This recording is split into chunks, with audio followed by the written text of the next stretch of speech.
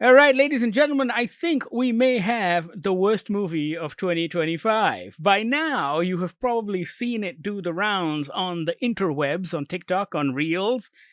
But the movie we're talking about is The War of the Worlds reboot on Prime Video with none other than Ice Cube. Ice Cube, motherfuckers. Which is pretty much all he does in this movie. It's just so Ice Cube can sit down behind a computer on a Zoom chat and go, "Oh my god, motherfucker!" Only he doesn't say motherfucker because it's not that kind of movie, but it feels like the easiest paycheck he's ever received. Now, it's called War of the Worlds because it is a remake of War of the Worlds. It is based loosely, very loosely, on H.G. Wells's classic novel. Only this one tries to be incredibly clever, in which the aliens, the tripods, have come to Earth because they are data-hungry creatures. And we have all of this data. Data has gotten out of control, Bahir. The American government is trying to control all of the data so they can spy on your Amazon cart. Data has gotten out of control, and so the aliens have come to eat all of our data and take it for themselves. Yes, it is as stupid as it sounds. No, hang on. We have to be clear here. The aliens that come are actually eating the data. They're not figuratively eating it to learn more about humanity. No. It's like yum This yum is yum. food. It's like Cookie Monster. This is yummy in my tummy kind of eating. Yeah. They are eating data because that's what they're. Oh my god, this movie is terrible. The first thing I told you when I saw this trailer was, I bet these people are trying to be really smart and it's going to be a computer virus instead of a regular virus. Like, if you've read the book and if you've seen any of the adaptations, the aliens get defeated by the common cold, right? I mean, back in the day when H.G. Wells wrote it in 1898, it was pretty fucking clever. When Wells wrote it, the common cold was actually deadly. That's true. Yes. Even more deadly for aliens who don't have immunity. Yes. And so here they are with their advanced technology and they come to Earth and a virus fucks them up because they are also biological creatures. In this one, spoilers, they are both biological and technological creatures. And it just so happens that Ice Cube has two children. One of them is a hacker, and the other just happens to be a biologist doing her PhD. So one can hack computers, the other can hack DNA, while Ice Cube works for the Department of Homeland Security. It's awful on every fucking level. I mean, I think the director, Rich Lee, probably saw Searching and went, "Hey, look, this is a really cool concept for a film. Let's see what we can do with this." Only he decided to make it dumber and a lot worse. Apparently, it was shot over COVID. No shit. Yeah. I feel like that is a terrible excuse. I mean, sure, it gave Ice Cube and Eva Longoria and Clark Gregg work. They're all great actors by themselves. However, you can tell that each and every one of them is phoning this shit in. Quite literally. This movie is produced by Timur Bekmambetov, okay? Of Wanted. Night Watch, Day Watch, Wanted fame, okay? Yes. Okay. Now, this genre of film, this POV computer thing, right, of searching, etc., it was his idea. He pioneered this thing. It's called Screen Life Films. Yes, he pioneered this with a horror movie. Unfriended? Yes, that's right. I did not know this. I was comparing this to Searching, talking about how Searching did it so much better. Oh my god, these guys are making such a bad copy of Searching. When in actual fact, it's the same people who produce Searching. So I'm like, wait a minute. You know how this is supposed to work. Why are you not doing it right? I don't know. I really don't know why they're not doing it right. Because there's Searching, there's Missing, which is also great. And we had a good time in both of those movies. Unfriended is also very good. And it was the first of its kind. But this one seems to completely forget all of the clever things and how those movies leaned into computer life. None of that works in this film because everything feels like a cheap cop-out. I mean, you mentioned this when we were speaking about the movie, and how when you're shooting a POV from a camera and you're running away from something, it's very rare that you constantly hold it up to your face going, "Oh my God, Bahir, look at my face while I run away from this alien. Can you see my face?" It's the problems that films like The Blair Witch Project, Cloverfield did it as well, where it wasn't, how do I put this? The camera in the movie is not acting like a camera capturing the movie. Okay? A camera capturing the movie is showing the person who's speaking. However, the camera in those films are being used by the characters. So when they're looking at something going, "Oh my God, that is amazing," why would they be shooting themselves? A character would not be shooting themselves when I'm talking to someone, talking to them about this beautiful, amazing thing that I'm seeing. Why is the camera on you? Nobody does that, right? Okay, so aside from how bad this movie is, the script is terrible, the acting is completely half-assed. At one point, Ice Cube literally goes, "Move, bitch, get out the way." I don't know what to do with that. But my biggest problem with this film is that they can't decide what the rules are of this movie.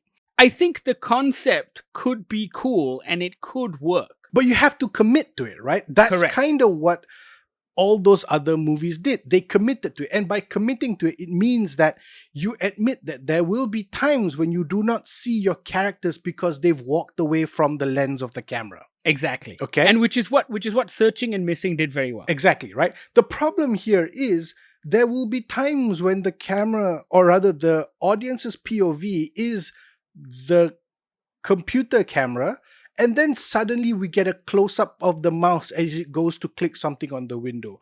But that's not the rules of the engagement here. I shouldn't be able to see the mouse. I shouldn't be able to see the fucking mouse. What the fuck are you doing right now? Also, I'm sorry, now you've got me all worked up. If you are the head of security or head of data or head of whatever it is at the Homeland Security, Department of Homeland Security. I'm sorry, Homeland Security. Why is your laptop camera on? I'm sorry, your laptop camera should not be allowed to be turned on in this super secure, highly secretive place. Where they don't have thumb drives. I mean, I have a lot of issues They don't have thumb drives. with all of this. Like, on your super secure laptop, you shouldn't be able to make a WhatsApp call. You shouldn't even be able to browse Amazon.com. And there's a lot of Amazon product placement in this one. I mean, like, there's a lot of Amazon product placement in this one. I mean, even when they're debating what surveillance is used for, I thought, oh, a casual throwaway line about spying on people's Amazon cart. Sure, that's okay. They bring that up a couple of times. They bring it up quite a few times. There's one moment he was like, "I will no longer be the guy who will spy in on other people's shopping carts." I'm like, dude, give it up, bro. And then, come on. it's the icing on the cake when he needs a thumb drive. And one of the hackers who's with his son goes, "Let me get it to you. How are you going to get it to me? Prime Air. It's the future of delivery." It's his daughter's boyfriend, bro, who is It's an his daughter's Amazon Prime boyfriend. delivery guy. Yes, sorry, I forgot. It's his daughter's Who boyfriend. happened to have a delivery drone in his backpack because they've been testing it all week. But to activate the drone, you have to make an official order. You have to make an official order. So you have to go onto Amazon.com, and the movie shows you how to navigate. Yeah, It's like a step-by-step guide. Step by step. Yeah, very How good. to place Yeah. the order. You know what the biggest crime of all of this is? What? Why someone is still paying $20 for a thumb drive. Yeah. That's a ripoff. I mean, whoever That's- that reseller was, he should be banned from Amazon. And I will say, to not just treat Amazon like the dogs that they are here, but there's also a lot of name dropping. Like at one point, I mean, to be fair, I believe this was an acquired title, right? Because the Universal movie, the Universal logo is at the opening of the film. It's not a Prime original. I think it was just one of these things that was lying around in Universal and probably part of a package deal. Amazon went, sure, we'll take that as well. literally as at one point a showcase of the Google suite, which is fantastic. At one point, the head of Homeland Security types the message, "Get on Zoom now." Sorry, bro. The president of the US, the secretary of defense, and the head of Homeland Security are all on a Zoom call. All on Zoom. Because Zoom, as we know, is the most secure system around. WhatsApp gets name dropped a lot. At one point, he gets logged out of MS Teams. Nice to see MS Teams making an appearance there. If aliens invade, and it is the end of the world, I have a feeling the internet's not going to be up for very long. Telecommunications, not going to be up for very long. And yet, every average Joe cell phone seems to be working fine. Yeah. Even the homeless guy on the street, his cell phone seems to be working fine in this movie. Yeah. Just fine. Yeah.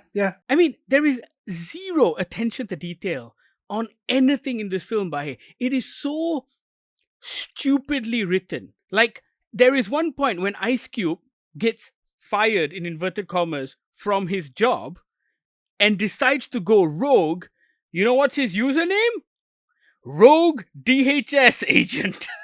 But also, I love how when he gets fired from his job while he's in the office, they lock him in with access to his computer and the internet. Everything. I mean, they log him out of the super secure DHS, whatever, intranet, I guess.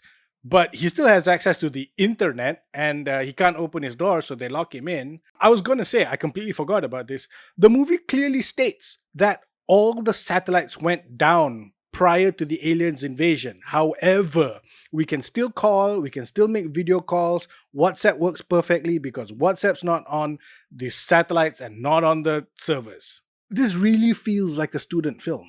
Like a student who knows of the internet and knows of all these apps but don't know how any of them really work. Is it really just one of those things where they had a script during COVID and they went, listen, we can actually pull this off. Nobody needs to be anywhere. Like, everyone can be indoors, everyone can be in their houses, in front of their computers.